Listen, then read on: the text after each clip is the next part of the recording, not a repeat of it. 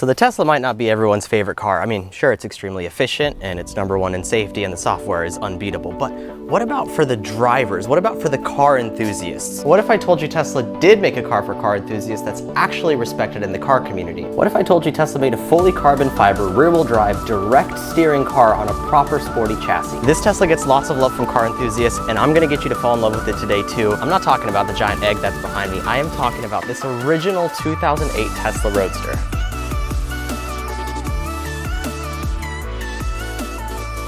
So this is the original Tesla Roadster, and a lot of you watching this probably are already familiar with it, but in reality, a lot of people are in disbelief to find out that this is actually a Tesla. They are extremely rare, especially this 2008 edition in which only 500 were made, and in total just shy of 2,500 were ever made. But keep in mind, since then a lot have gotten in accidents, fires, one got launched into space, and Tesla has even been purchasing Roadsters back in order to part them out and sell them for other Roadster owners. So because these cars are so rare, not a lot of people get to experience them in person, and because of that, you actually end up with a lot of misinformation. Like for example, sometimes I'll hear, fun fact, did you know the Roadster is just an electrified Elise? I've got a counter fun fact for you.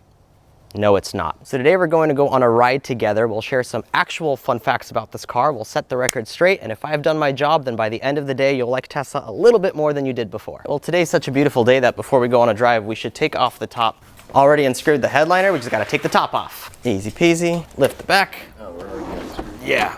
So for starters, the Roadster does have some things that you'd expect from a Tesla, like a fully electric powertrain, really quick acceleration, and believe it or not, even features like heated seats. But the Roadster also has a lot of features you don't expect in a Tesla. For example, a key or style.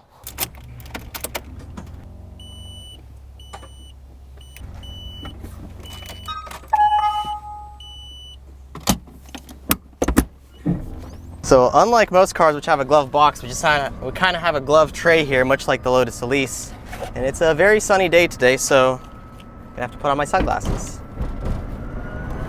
Okay, so let's go over some actual fun facts. And there are a few because this is a fun car. So for one, this was the first EV to go more than 200 miles on a charge. It was actually also the first EV to use lithium-ion batteries, and it was the first mass-produced EV supercar. Fun enough, this was the fastest EV when it came out, and it remained the fastest EV for a while. I'm gonna race this guy on the bike. This car goes faster than people on bicycles. So let's address that electrified Lotus Elise comment.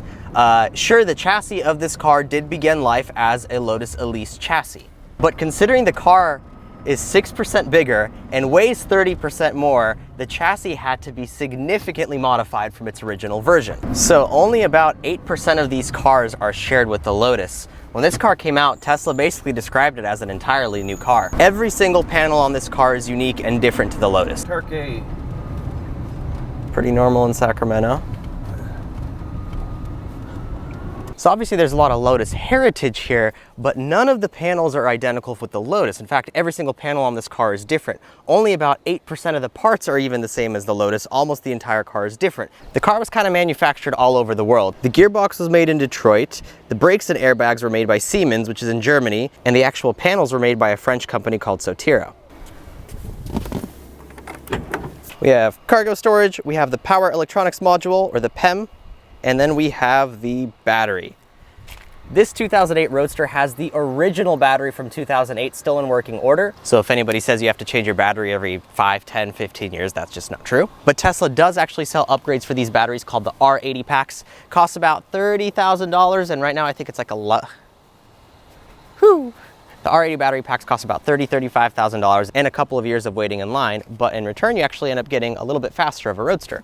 I like having mine with all original parts, including the battery. The only thing that Lotus did was assembly of the glider, and then they sent that to California, where Tesla installed the powertrain. In that battery, there are a total of 6,831 cells. These 2008 models are particularly special because the interior was a little bit different. See, originally, the plan was to have these designed with a two-speed gearbox right there, but that plan was scrapped. Still, on the display, you could see that Tesla actually has a tachometer, which moves. What it's measuring, I don't actually know because I have a little digital display below it and to the side as well, which actually shows me how much electrical power I'm using. So I'm not sure what this represents, but it's on there. This car is all about weight savings, which makes sense. The whole thing is made of carbon fiber. But fun fact, the manual windows actually weighed more than the powered windows, so this car opted for the power windows in order to save weight. There is tons of Lotus DNA in the interior of this car. The windshield is the same, much of the dashboard is the same, including the Momo steering wheel, which you can see was originally out of a Lotus Elise. It even has the little circle for the emblem, even though the Tesla emblem was a shield, so they kind of tacked that on top. But if you're a Lotus Elise owner, a lot of this should look very familiar to you. EVs are great in general because you have all of the torque that you need from 0 RPM,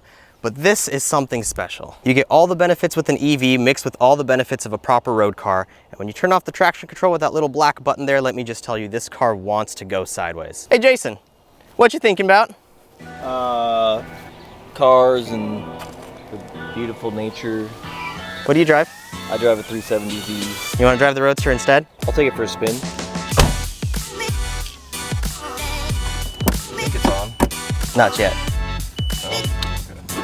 There you go. See the park just switched to neutral? That's how you know it's actually on. Okay. And then from neutral, you can go to drive. And now you're good to go. There's plenty of legroom, but I gotta say it's a little bit more squished for the passenger. The majority of the space goes to the driver, so I just get whatever's left.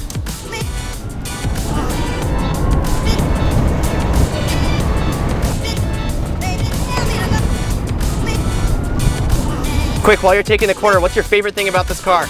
I don't feel bad about flooring it because there's not an engine that's gonna just blow up. Spoken like a true Nissan owner. Well, if you want to go full acceleration, you're gonna have to change it to performance mode. You're gonna have to use that touchscreen over on your left side. Tap the screen itself, and it says max range. Now tap it again. Now it should say performance. You're in performance mode. The traction control is gonna restrict the car a little bit, so if you want, you can turn it off. I won't do that to your car. Go and lift off. Whoa. I mean, it's fun when you drive it, but it's a little bit crazier in the passenger seat, I think. How does it compare to your Z specifically? I feel like at full throttle, mine might be a little bit faster, but this has that fun electric range where you just have torque at any given moment. Woo!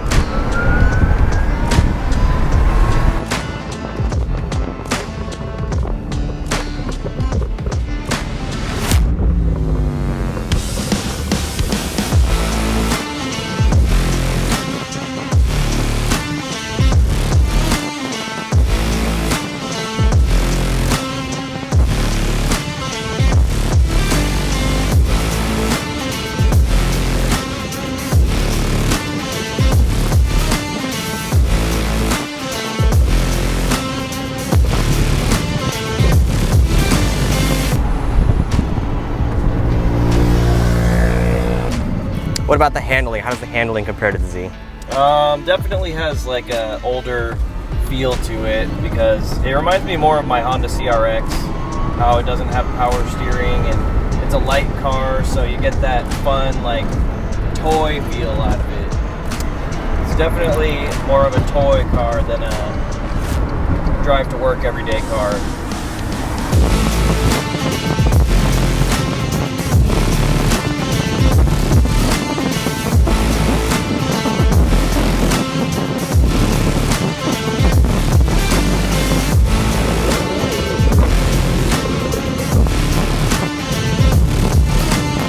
If you could swap your 370 for this, would you? Well, it's worth more, so yes.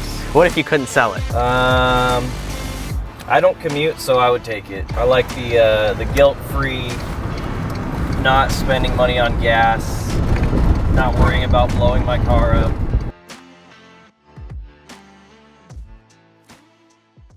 A lot of times when I'm back from drives, especially if I've been pushing the car, I leave the trunk open. That way the battery can cool down faster. You can hear right now, even though I'm holding the keys and the car is off,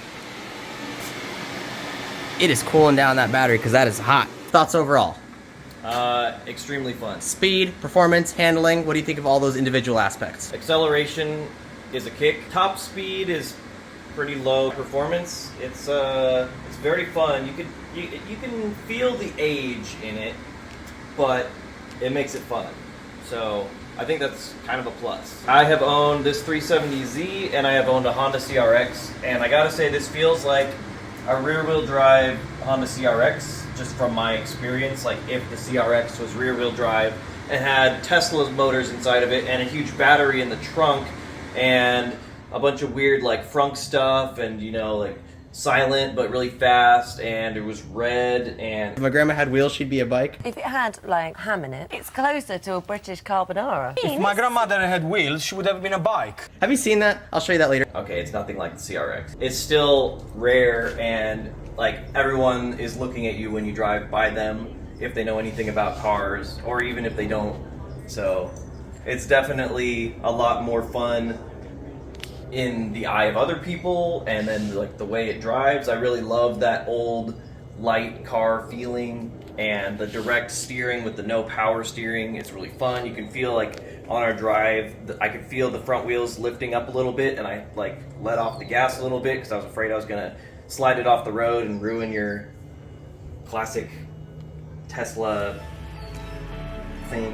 How does this, in your opinion, compare to the few times that you've driven like a normal modern Tesla? I gotta say, each has their own factor to them. The modern Tesla is quicker feeling for sure, but this, you feel like you're driving a toy. For car enthusiasts, there's the sentiment that Tesla does not make fun cars, that, Tesla wrong. cars...